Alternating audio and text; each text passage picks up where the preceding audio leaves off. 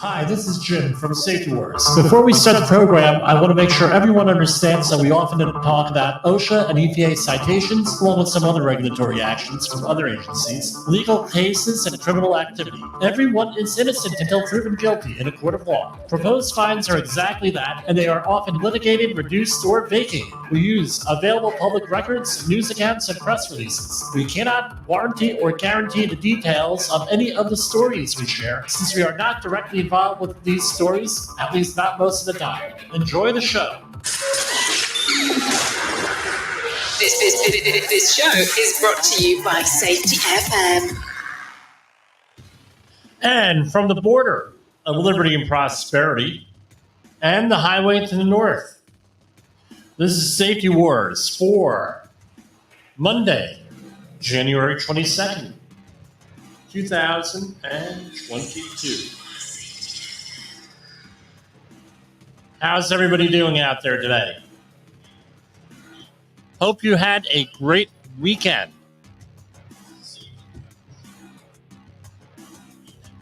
It's cold up here in the Northeast.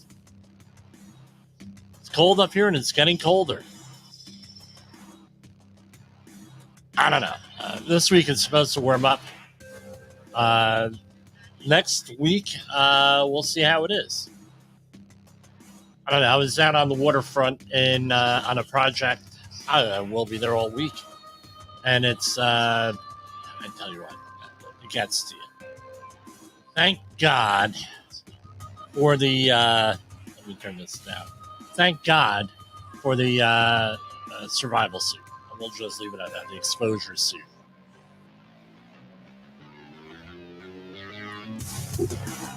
But then, I don't know if anybody else does this, but I have on my weather app on my iPhone, I have all the places I'd like to go, the weather on there. So I have like St. John's, the U.S. Virgin Islands, Niagara Falls, Anchorage, Hawaii, all these other cities. So I see what I'm missing here.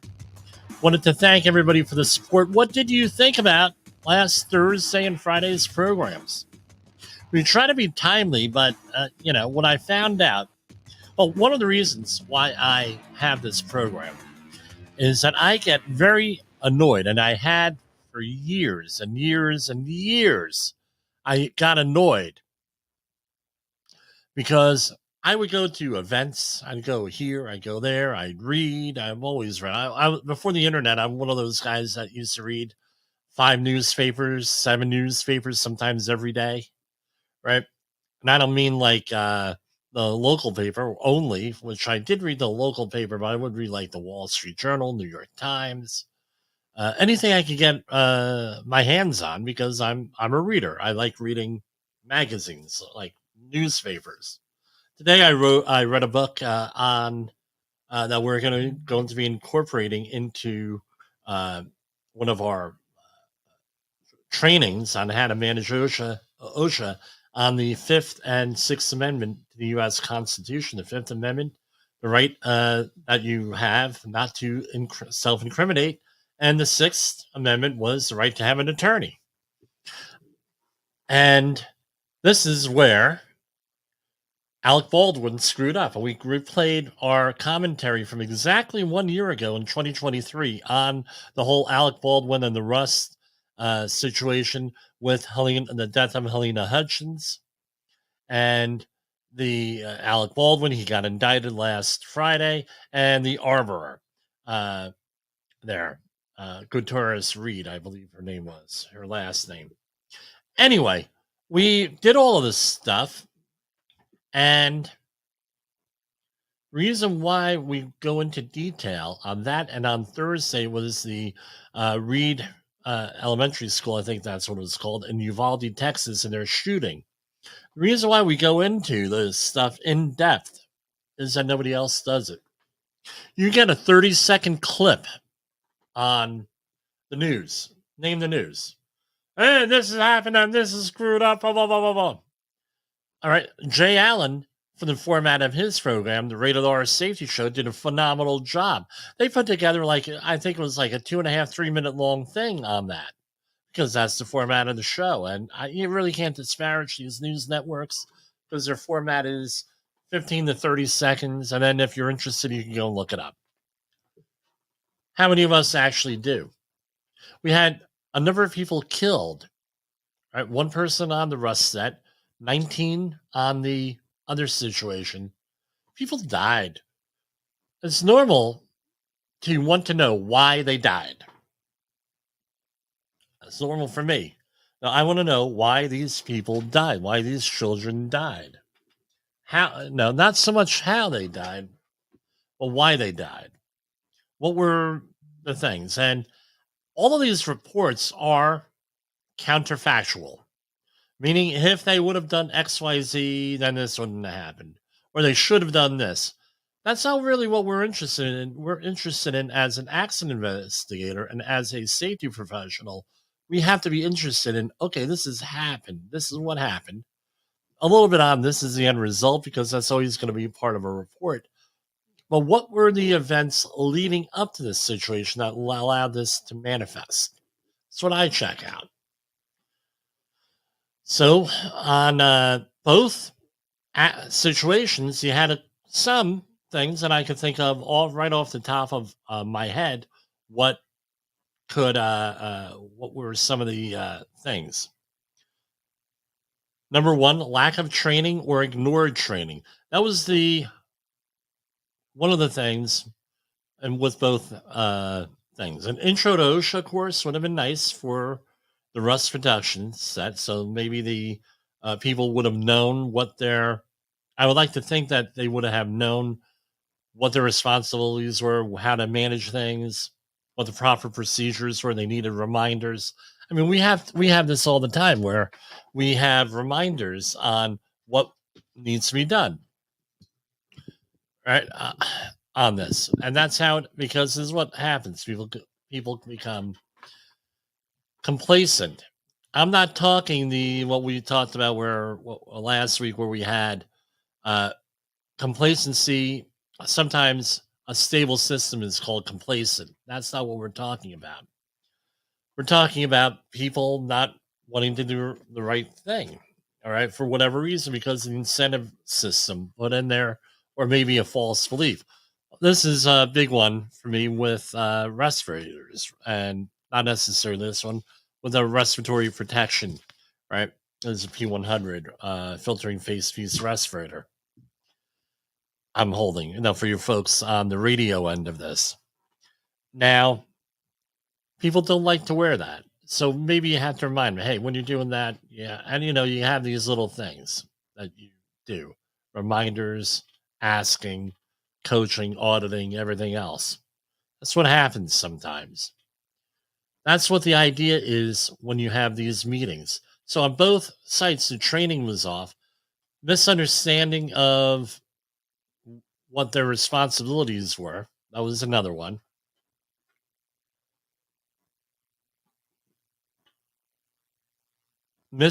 So on the Rust set, you had my opinion, one man's opinion. You have videos of Alec Baldwin out there very upset in the parking lot after the incident, crying and everything on there, and then going in front of the uh, uh, police and as part of the investigation, thinking that you're maybe doing the right thing. And we know that police are well intentioned, but they're human beings like everybody else. Things get characterized, things get misunderstood, things get all discombobulated. Maybe his response, and I'm sure his attorney or attorneys is probably saying this to you. One, you have a right to remain silent, and you have to assert that Fifth Amendment right. Number one. Number two, especially when there is a fatality and an injury involved, you know that there's going to be a police investigation. So you want to assert your Fifth Amendment right and also your Sixth Amendment right. So you say in your head, I have a right to remain silent, Fifth Amendment, right? And I'm asserting that, and you have to be affirmative. Not, I think I should no. I am going to assert my right to remain silent, officer, under the Fifth Amendment of the U.S. Constitution. All right. Now they could use that, and the Supreme Court apparently over the years has eroded that right away a little bit, where they said, well, that could be construed as you're admitting some type of guilt. Back in the day, that's not how it was, but that's been eroded apparently over the years. But the one thing that has not been really eroded away is the Sixth Amendment. I'm not an attorney here. I just know what I read. I read a whole book on this today. The Sixth Amendment right. Hey, I want an attorney. Now I understand you're all amped up, and this is what happens. Okay, great. And what happened was he got indicted. I replayed the entire program you would from a year ago on the whole thing, right on the podcast and not on the video end. I'm sure once we get closer to trial, I'll redo the video. I'll do a video. The other one with the Uvalde, Texas one, similar situation. Because of lack of training, people weren't exactly sure what they needed to do. So you had one agency saying, this is what we need to do. The other agency, this is what we need to do. Incident command system, which I'm shocked. I'm shocked that the first responders, in this case, the police officers, were not familiar with it, according to the report. I think there was I suspect something much more going on there. My opinion, way I know how organizations work. Where maybe they didn't trust the chief of police, maybe they didn't like the chief of police, maybe he did not have the leadership ability able to influence people the way that needed to be done. All of these things, I don't know. Maybe people, I've been on, remember, I have the story where a guy, building was on fire, process unit was on fire. Guy says, I'm not leaving because you say there's a fire. I don't listen to safety professionals. It's like, really? Really? Yeah, I don't listen to safety professionals. Well, what are you going to do with that? That might happen. So, what can we learn from both of these things? You got to have training. You got to have practice. Don't do anything where you're going to have people put people in a line of fire. Both incidents were with guns. One person, something happened with the gun where it went off. I'm not sure, right? Because there is some debate there, and that's what's going to be around the trial, centered around the trial. Some other things with the armor in the situation, where what was her job, what was her role, what was she supposed to be doing, not doing, what have you. I think, my opinion, because she got written direction, is it her fault? Oh, morally, I don't think so, because she got written direction on how to handle things and how not to handle things. Right. So I think that she may not be, she's in much better shape than Alec Baldwin, who was holding the gun and holding the gun. And since he was one of the persons in charge, or the executives there, he may have bigger culpability. I don't know. We'll see how it works out. On the other end, with the Uvalde, my question is, and it was the same question when the situation happened, why wasn't training done? Why wasn't organization done? Why wasn't all this other stuff done? And they need to really ask that as part of the investigation if they want to learn and improve. Exactly what happened here, I don't know. With that, with this, parts of the report that I read really didn't go into it. It's 500 and some page report. Read the executive summary and some of the other things, didn't really go into it, as far as I know. But we know what we know. You got to do the training. And if I were you, and if you're a safety professional, I would go back with Thursday program and share that with your management, just the way it is. Friday, last Friday, when we did the replay on the other one, that is that's why I got onto Coast to Coast AM last year with Ian Punnett, rest in peace, Ian, was because of that program, because nobody else did it. went into in-depth and detail that I could find. That's what we need to do. And that's it. And keep asking good questions and have conversations in your workplace and everything else. We're going to take a break right now and go to our first commercial break. In the professional safety community, communication and planning are just a few keys to your program's success. The question many practitioners have is, where do I start? Dr. Jay Allen, the creator of the Safety FM platform and host of the Rated R Safety Show, has built a global foundation to help you along the way. Go to safetyfm.com and listen to some of the industry's best and most involved professionals, including Blaine Hoffman with the Safety Pro, Sam Goodman with the Hop Nerd, Sheldon Primus with the Safety Consultant, Jimpoesl with Safety Wars, Emily Elrod with Unapologetically Bold, and many others. As individuals, we can do great things, but as a team, we become amazing. Dial into safetyfm.com today and surround yourself with a powerful force of knowledge and support.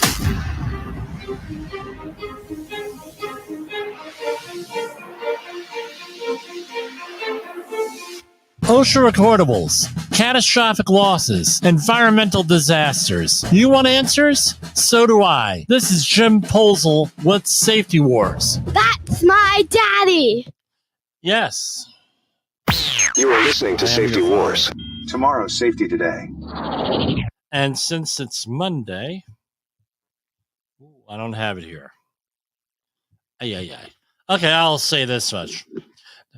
For our brothers and sisters in the occupied territory of behavior-based safety, here is your nightly message. Make sure you have out that secret decoder ring. Human error is normal. Human error is normal. Thank you. All right. I took that button off the soundboard here. All right. Now, we have here...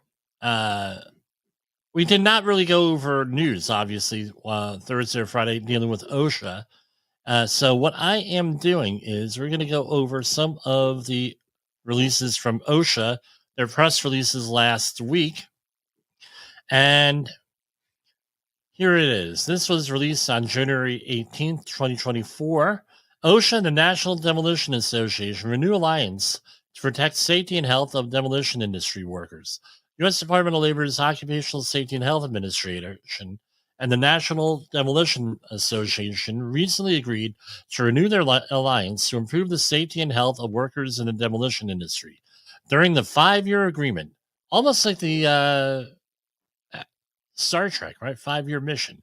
The 5-year agreement, the alliance will address industry hazards by developing safety and health training resources and seminars that focus on deconstruction. Well, that's a new word for me. Usually it's called demolition. No, it's a deconstruction.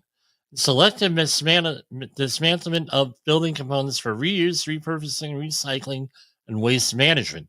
So that's the whole recycle, reuse, rethink, right? Recycle, reuse, renew, and rethink agenda here. The alliance will also work with labor organizations, contractors, and staffing associations as needed to share information in multiple languages and formats on a variety of topics, including fall and heat illness prevention. Here, hold on.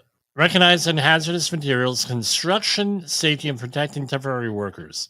Since the July 2021 signing of the original document, the Alliance developed several products, including a document on managing predictable hazards, one preparing for and implementing power plant demolition, guidelines for signage and door hanger use, and notifying residential communities that will be impacted by demolition work, and podcasts featuring OSHA Deputy Assistant Secretary for Occupational Safety and Health, Jim Frederick. Demolition work involves many types of hazards going on, and I tell you what, let's go and look at the demolition hazards that we click on here. Now, what I like about a lot of these OSHA resources is that they're open source. This could be a great safety meeting here from with the things. Now, so with demolition, you often need an engineering survey before any demolition work takes place, done by a competent person. This should include the condition and structure and the possibility of an unplanned collapse. Projects where I'm at, this is like a showstopper. So what happens is we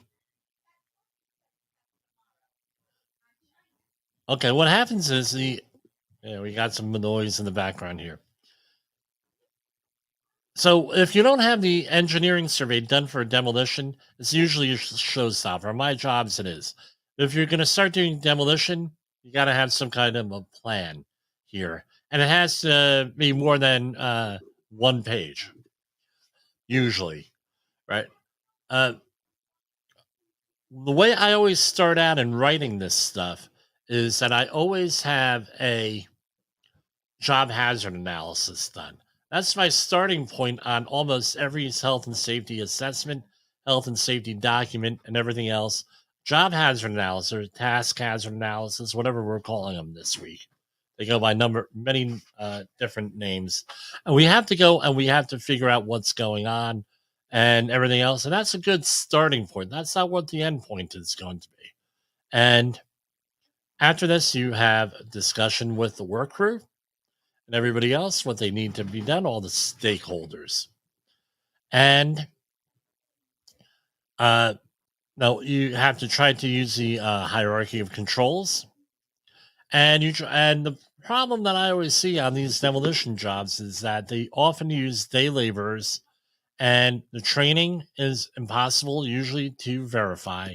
And then the equipment, they have them bring their own equipment, and that may or may not be correct. And a lot of them don't even use their own equipment, use it properly. U.S. Department of Labor investigation of construction workers' fatal injuries finds a Stoughton contractor failed to follow required safety procedures. This is out of Braintree, Massachusetts. A federal investigation found that a Stoughton general contractor could have prevented an employee from suffering fatal injuries in June 2023 if the employer had followed required safety regulations and trained workers on the safe operation of heavy equipment at a Brockton work site. U.S. Department of Labor's Occupational Safety and Health Administration found a company exposed employees that struck by and caught between hazards as they worked near a compact track loader doing excavation work for a new building at Brockton Hospital. OSHA investigators discovered the track loader's bucket was elevated and being used to load and unload crushed stone on uneven ground as an employee worked underneath. During the operation, the employees suffered fatal injuries after being struck by the loader and pinned between the ground and the bucket. Further, after OSHA served the subpoenas for documents and for the managers to testify, the employer delayed providing injury and illness records, which employers are required to provide within 4 hours. So those are your OSHA 300 logs for the last 3 years and 300-day summary forms. That's normally what that means. Now, it's January, right? So in January, this is when these documents need to be made. Depending on the size of your company, and what you're doing, it may have to be electronically done. We can let you know on that, 845-269-5772. And here we have $142,642 in penalties. Now, this is what it comes down to is this.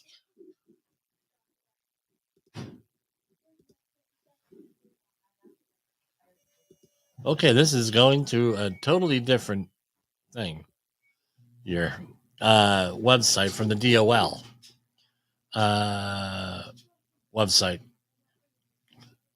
Maybe they're sending things differently because they don't have enough capacity on their server or whatever. So let's see here.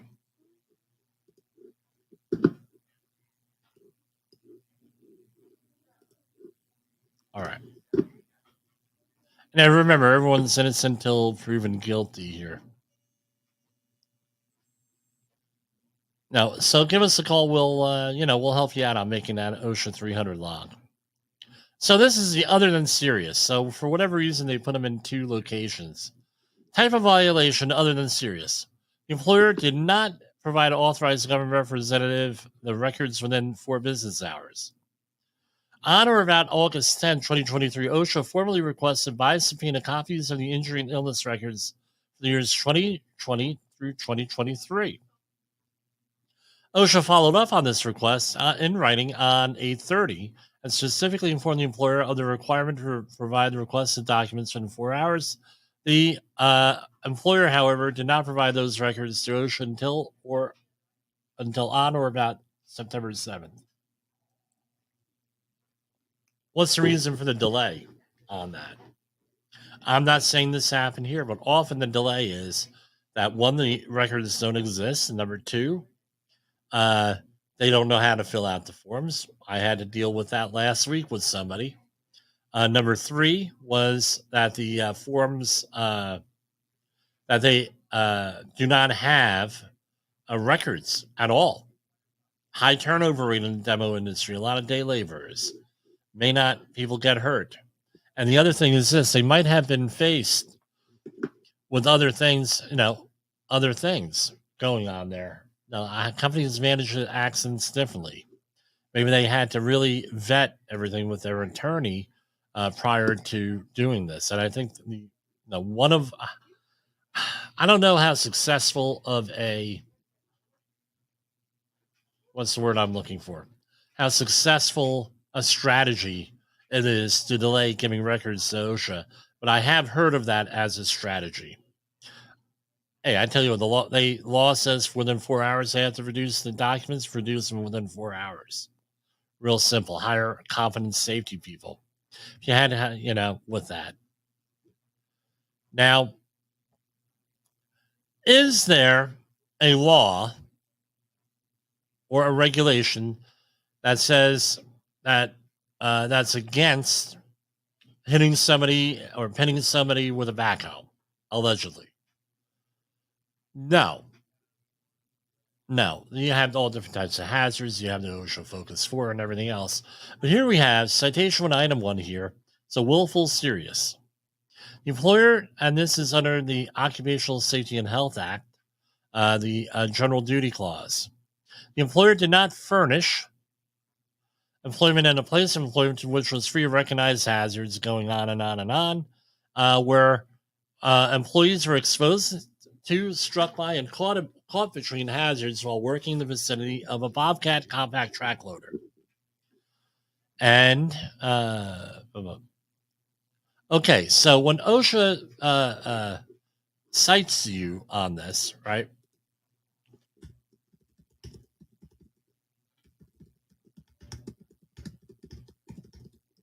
All right, there has to be 4 different elements here. 1, the employer failed to keep the workplace free of a hazard to which employees of the employer were exposed. The hazard was recognized. The hazard was called. You bring back those Oreos now. The hazard was causing or likely to cause death or serious physical harm, and there was a feasible and useful method to correct the hazard. My daughter came down here, took my Oreos.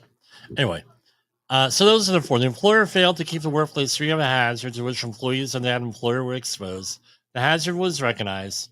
The hazard was causing or likely to cause death or serious physical harm. There was a feasible use, right? So those are the 4 elements. Those are ands.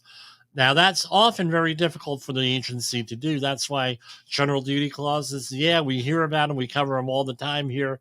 But my understanding is that they prefer not to issue that because you have to prove 4 elements. And on top of that, when they write this out, they have to, right? They have to establish all 4 of those, which I believe they have.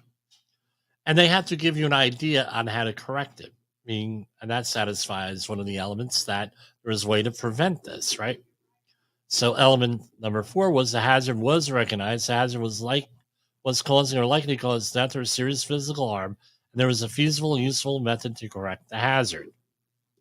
Right? So that's basically it. Now, okay.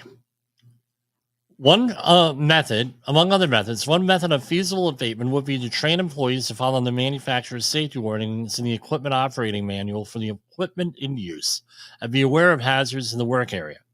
Additionally, the establishment of a site-specific safety plan to identify potential hazards, establish work rules, and enforce work rules to ensure the safety of anyone involved with the project, including but not limited to a JHA for that activity, a JHA for operating equipment in accordance with the manufacturer's operations manual, and a JHA for the site is properly prepared for safe operations of the equipment and any other heavy equipment for construction work in accordance with the manufacturer's operation. Again, 140,633. I'm just surprised that this happened at a hospital. Right, with that. So they got them for this and the other thing, willful violation under the general duty clause.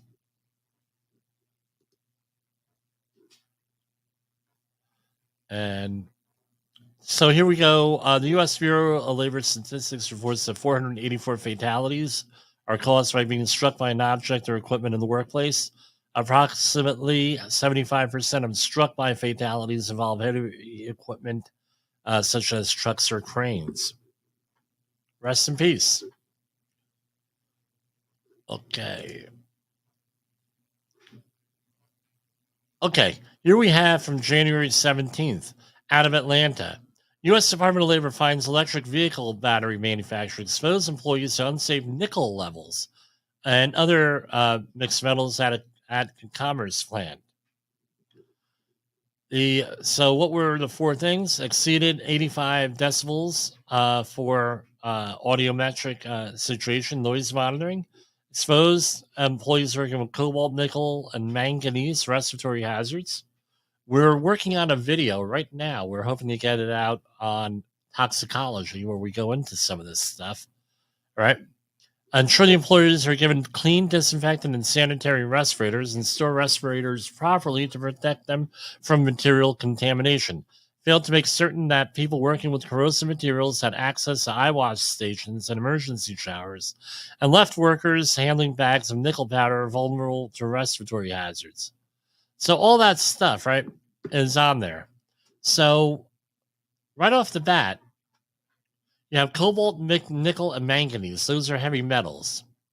They all have the same target organs, all 4 of them, as far as I remember here. So what it is when you're exposed to all 3 of them at one time, you have to assume that it is what is called the additive. You have to apply the additive formula, meaning that the PEL, the exposure limit for all of those, would be lower than would it be than each one individually, because your body has to work removing 3 things in this case rather than 1 thing at a time. So what would happen is you have to have a certified industrial hygienist or other qualified safety person do an industrial hygiene monitoring situation with air samples sent out to a third-party lab, and we would then you would come up with what the levels are, run some numbers, and determine whether or not you're above any type of PEL or other applicable exposure limit. All right. Now, failed to make certain that people working with corrosive materials had access to eye wash stations and emergency showers. Pretty self-explanatory on that. We're going to get into that with when we do the actual report. Left workers handling bags of nickel powder vulnerable to respiratory hazards by not providing feasible administrative or engineering controls. The lithium battery industry has experienced unprecedented growth. Now, we have a big push now for batteries. I was in a solar manufacturing panel manufacturing plant a number of years ago, And I can tell you, I won't mention the location because you'll know which one it is. I did an industrial hygiene audit there. You want to talk about a dirty location? There's dust all over the place, right? And everything. And because these companies are new, they're inexperienced. Often they don't have experienced workers who would know what's going on, or the managers who would know what's going on with OSHA. But they can, 845-269-5772. You get situations where, like this emerging here. Now, there's $75,449 here in penalties. Let's see what they are.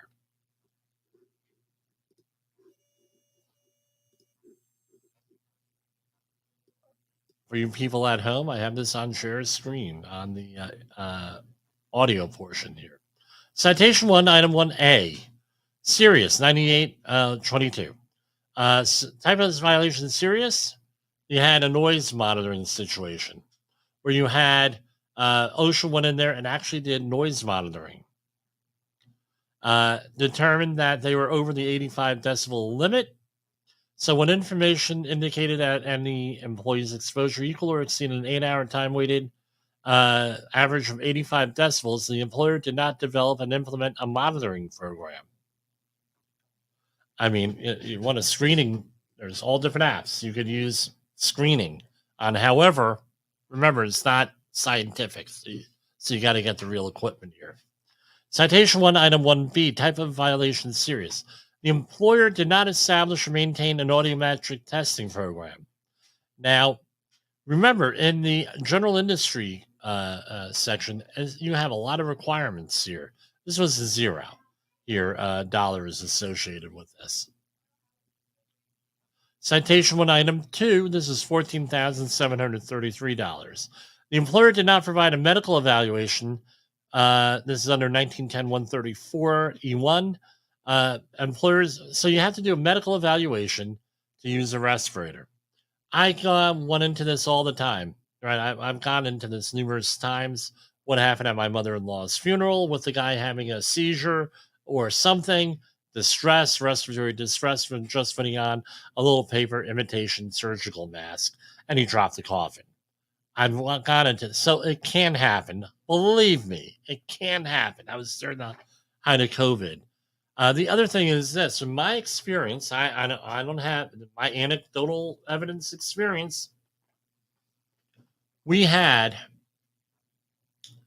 a lot of people who are vaping and doing electronic cigarettes. I've never had a smoker in 30 some years of doing this fail, a 19-year-old smoker fail a pulmonary function test from a smoker, unless they had like pneumonia or a cold or something like that. We had numerous times 19-year-olds who vape every day since they're 11 or 12 years old fail medical examinations so they cannot wear a respirator. We've had that.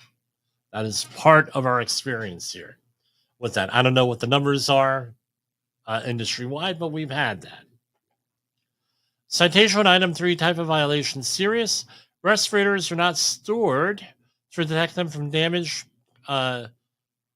contamination, dust, sunlight, extreme temperatures, excessive moisture, and damaging chemicals, or not packed or stored to prevent the formation of the face piece and exhalation valve. So they're using powered air purifying respirators, which are a lot of money. I mean, like a lot of money, sometimes over $1,500 on these things. Why wouldn't you want to store these things properly? I couldn't tell you. $15,625. Normally, this is along the lines of putting them into a box, like a box. I don't mean like a cardboard box necessarily, but a box, a carrying container, or some type of large Ziploc bag. $15,625. All for not having it in a Ziploc bag. Come on, guys. Citation 1, item 4, 1910-151. Where employees were exposed to injurious corrosive materials, suitable facilities for quick drenching or flushing the eyes and bodies were not provided within the work area for immediate emergency use. So it wasn't immediately there for their use. Now there are ANSI standards and everything else for that. You can look them up, what that means exactly, and I'm sure OSHA has a letter of interpretation on that. $7,300. Citation 1958, type of violation serious.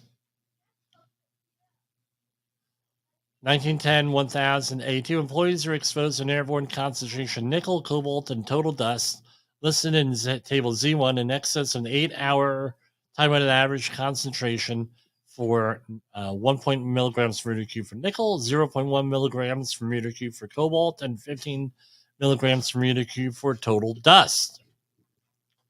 Goes into all of these things. Again, they needed an industrial hygiene type thing going on here.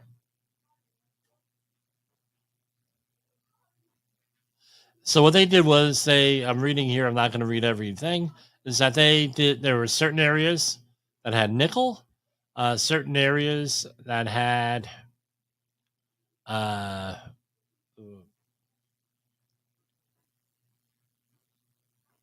cobalt, right? So they were all segregated here, right? Not all together.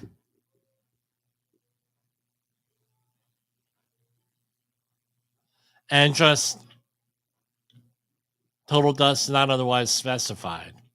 $15,625. Would have been cheaper to get the industrial hygiene audit, guys. 29 CFR 1910-1000. Type of violation serious, feasible, administrative, or engineering controls are not determined to implement to achieve compliance with the limits prescribed, blah, blah, blah. All right. That was that. So that's what's going on there. So what do you think? Right? Let's go to commercial break here. Setup. Is your safety training old, stale, and hackneyed? Is your safety trainer still preaching a warped version of behavior-based safety? How about safety training that actually addresses your hazards in your workplaces and is not standardized baloney from 25 years ago?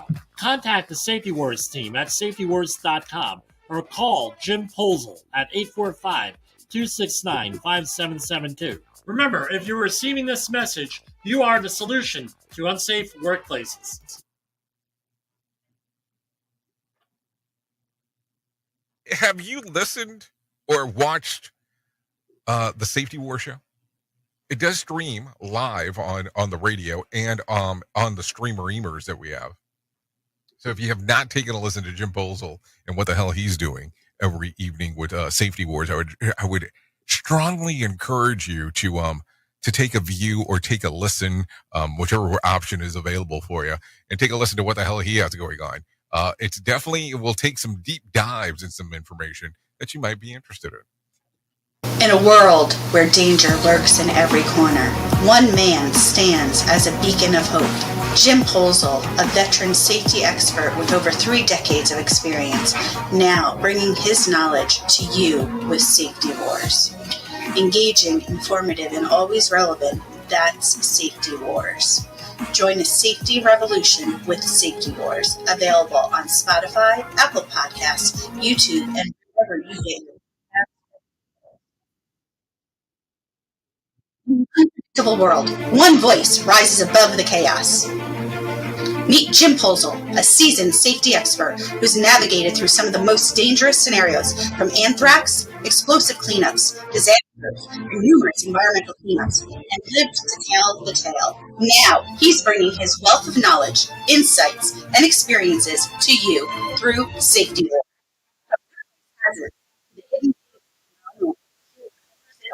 Engaging storytelling, expert analysis, Safety Wars isn't just a podcast. It's your guide to a safer world. Join Jim Posel and become part of the Safety Wars revolution. Available on Spotify, Apple Podcasts, YouTube, and wherever you get your podcasts and videos. Safety Wars. Your safety is our mission. Safety Wars is streaming now. safetyfm.com.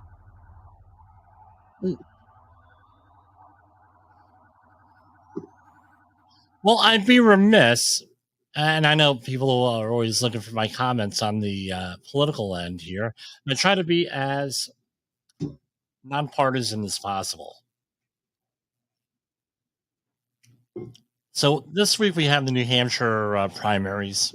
I believe that there's nobody really. Well, I'm sure there's a lot of people running on both sides here, but essentially all the big candidates have dropped out on the Republican side, except for the obvious one, Donald Trump and Nikki Haley. Governor Ron DeSantis dropped out today, or late last night, I should say, yesterday afternoon during the football games. Why would you do that when people are doing? I don't know. Anyway, I have a major announcement to make about my campaign. Let's do it during the football games. I don't know with that. And so we left with two there, and we have Joe Biden and we have Robert F. Kennedy. And I know it's a different program, but I'm going to suggest you go back to last week's Coast to Coast AM. They are friends of the program. And no, on coasttocoastam.com, and they had an interview with Robert F. Kennedy Jr. And I tell you what, there was a lot he talked about a lot of things, especially things safety related, environmental safety related, and consumer product safety related. But there were a lot of comments made as to why politics are the way they are, and they're goes all the way back to his uncle's campaign, John F. Kennedy Jr., and his father working in the administration. And it was no fallout from their decisions are still dealing with today here.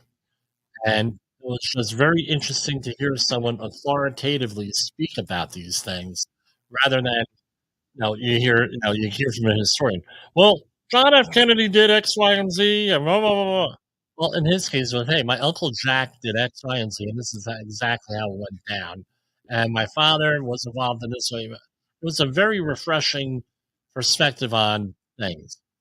That being said, as I said back in September, where we talked about how to get on the presidential ballot and other ballots, and so you could get to vote, we're a long way off, guys. Long way off from November, right? Really, end of October is when everything will firm up here. I have a feeling probably the second half of October of a different surprise. Anything can happen. We can have an October surprise, what they call. Anything can happen, guys. You're going to say, well, Jim, what do you mean? Anything can happen.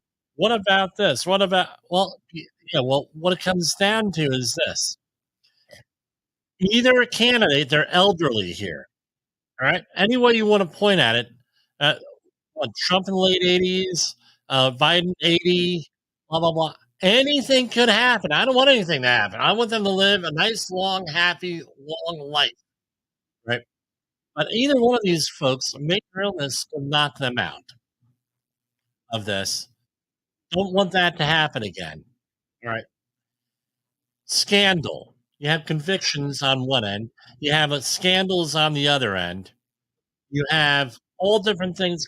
Anything can happen. And the other thing is this. What if, right? What if we have a situation here where neither one of them goes to the Democratic convention or the Republican convention, and neither one of them has enough votes to be the nominee for that party? Then it's open game. Anybody could be there. You might even get me being nominated for that. How's that scare you? So just some food to think about here with this stuff. Don't get all upset or anything else. And remember our rules for radicals with all this stuff. Keep the pressure on. Because when you have people putting pressure on you again and again and again and again, putting pressure on, now you're easily manipulated and easily controlled. That's why you need to get a hold of your emotions. Get a hold of your emotions, not freak out, not let yourself be manipulated. That's what you need to do. And with that, I'll see you back here tomorrow. Or in the next program. Probably not going to be tomorrow. And we're going to talk about some more news and views. We're going to talk, no, whatever comes up the next 48 hours here. And we'll go from there. So let's do share, and we'll do our outro. As usual, see you tomorrow night. Views and opinions expressed on this podcast are those of the host and its guest and do not necessarily reflect the official policy or position of the company. Examples of analysis discussed within this podcast are only examples. They should not be utilized in the real world as the only solution available, as they are based only on very limited and dated information. Assumptions made within this analysis are not reflective of the position of the company. No part of this podcast may be reproduced, stored in a retrieval system, or transmitted in any form or by any means, mechanical, electronic, or otherwise, without prior written permission of the creator of the podcast, J. Allen.